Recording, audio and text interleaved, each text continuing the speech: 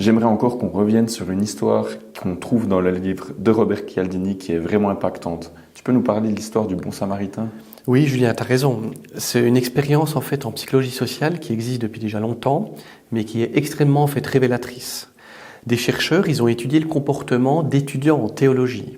Donc les étudiants en théologie, c'est ceux qui vont étudier la théologie, les religions, et puis souvent ils deviennent après prêtres ou ce genre de choses. En général, des bonnes personnes du coup. Voilà, exactement, des bonnes personnes. En fait, ils étaient dans une étude, et puis on leur demandait de se rendre dans un autre bâtiment, parce qu'ils devaient justement donner une conférence à des étudiants juniors. Le thème de la conférence, c'était le bon samaritain. Et puis en fait, avant qu'ils partent, les chercheurs ils donnaient deux instructions différentes à des groupes différents.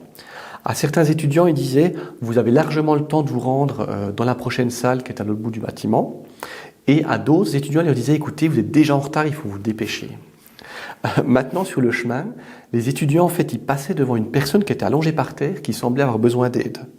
Un acteur en fait qui était là, qui simulait en fait un petit peu un malaise. Le résultat, quand les étudiants ils avaient le temps, il y a 60% des étudiants qui s'arrêtaient pour l'aider.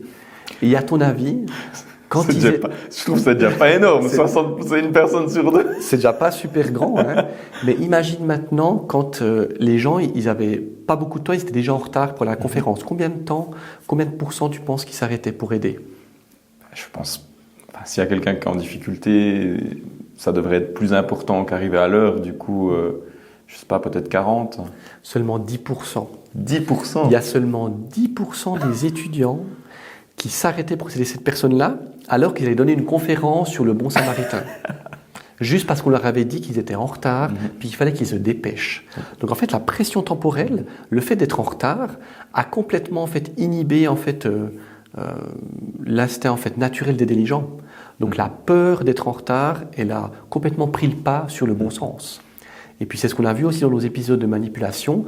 La pression du temps, c'est souvent ce que les escrocs, ce que les arnaqueurs utilisent pour te faire perdre tout ton sens moral finalement. Ouais.